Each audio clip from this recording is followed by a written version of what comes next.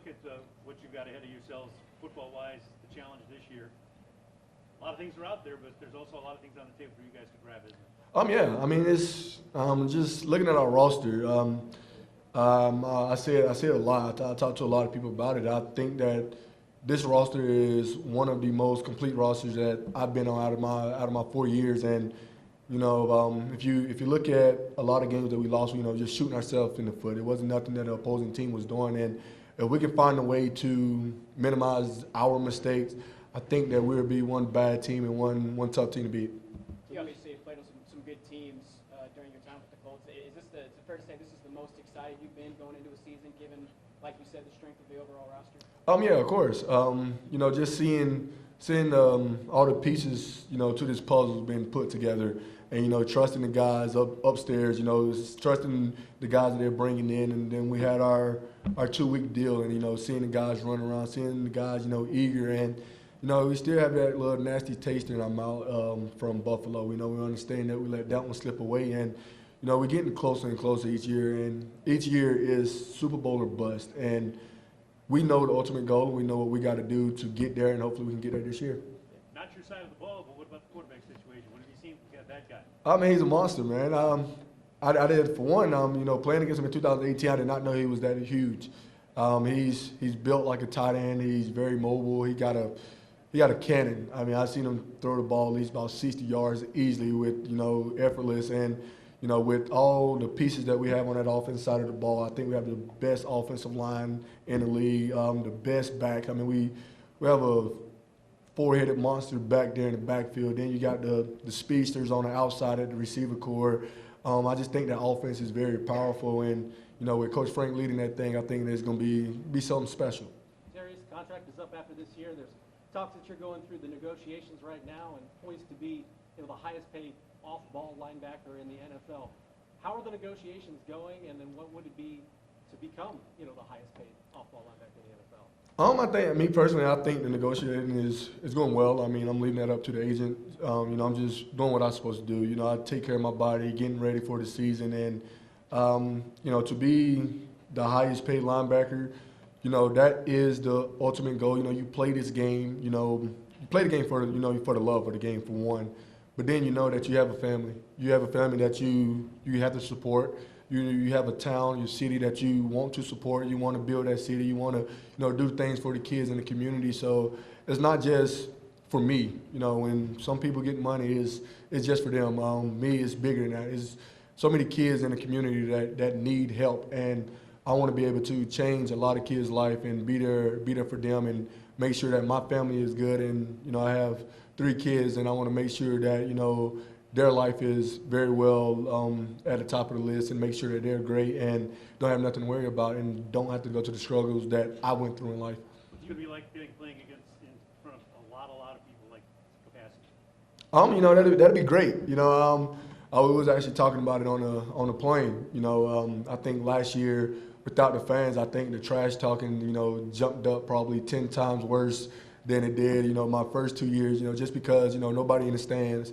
You got to make sure that you still, you're engaged, you're having fun, and now with the fans, the energy, players feed off the energy of the fans, and we're just looking forward to it, man. It's something about running out that tunnel in Lucas Oil and the whole stadium rocking, just get goosebumps, just thinking about it. So I'm definitely looking forward to it. Carl Nassib comes out as the first openly gay player in the NFL yesterday. What's your reaction to that? And I imagine you welcome a teammate as long as they can help you win. I'm happy for him. With things like that, this world is full of different people. And you got to accept everybody as who they are. And for him to do that, that was a big step for him. I'm proud of him. If he was in our locker room, we would welcome him in just like anybody else. And I feel like that was a big weight off his shoulders. Just hiding that, that can, with, being mental health, that could be something big on your mental. And for him to come out and clear his chest and everybody's opening him with, open arms, I think it's good. And I'm definitely, I'm proud of him. Obviously, you mentioned OTAs. What do you do? I guess, how do you use the time between OTAs and training camp, and what are you trying to get accomplished before camp starts?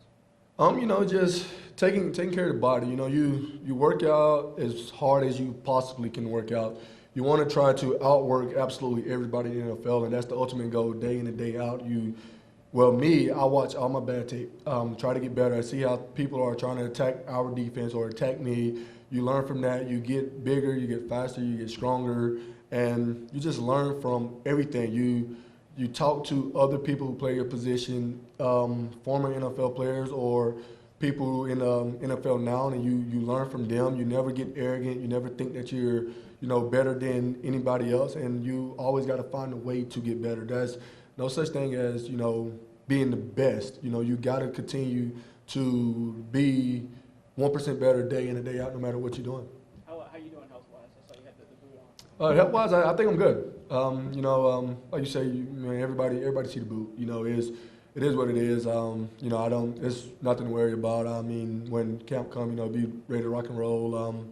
I think that this offseason was one of my best offseason body-wise coming out, coming from the season. Body felt good, mentally, physically, and emotionally. Just coming out from the season, I felt like this was the best season that I had, taking care of my body. So I'm good. Just looking forward to the season. Darius, real quick, tell us a little bit about your foundation.